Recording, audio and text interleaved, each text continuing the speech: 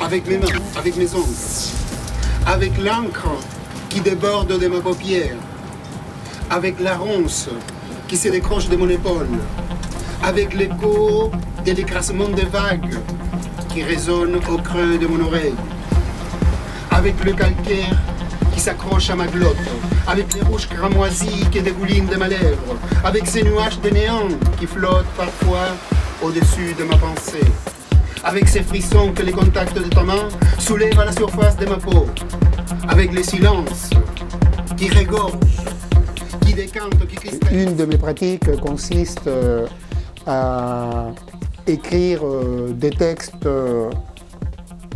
à partir des toiles ou des photos ou des sculptures ou de la musique, c'est-à-dire écrire à partir d'autres formes d'expression que l'écriture. Comment fais-tu? Je fais fondre la glace. Pourquoi fais-tu? Pour aller respirer la surface. Que fais-tu? En réalité, je l'ignore. Comme une tarte à la crème. Bravo. Merci. J'ai toujours peint et dessiné. J'ai suivi à l'époque mon compagnon en région parisienne. Donc le compagnon m'a quitté, mais moi j'ai pas quitté la région parisienne, où là j'ai développé ma peinture. La peinture et notamment la matière que j'ai découvert un petit peu par hasard, c'est-à-dire en faisant une cuisine personnelle. Il y a de la fleur de chou, il y a du mortier, du ciment, il y a pas mal de choses. Moi, ce qui m'intéresse, c'est vraiment être matiériste. Le fait même d'être pianiste, sans doute travailler la texture, travailler la touche. C'est ça qui me plaît. Ceci dit, je donne des cours de piano, bien sûr, depuis longtemps, et des cours d'art plastique à mon atelier. Et là, par contre, je sais, par un travail d'autodidacte, qu'il faut travailler énormément, énormément.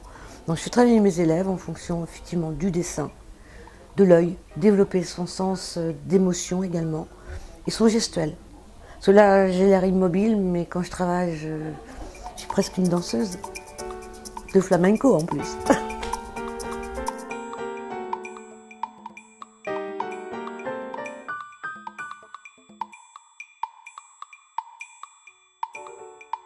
Moi, mon travail, en fait, ce que j'aime, c'est garder les traces de la vie. En fait, l'écriture, j'aime beaucoup. Et je travaille beaucoup aussi avec des encres.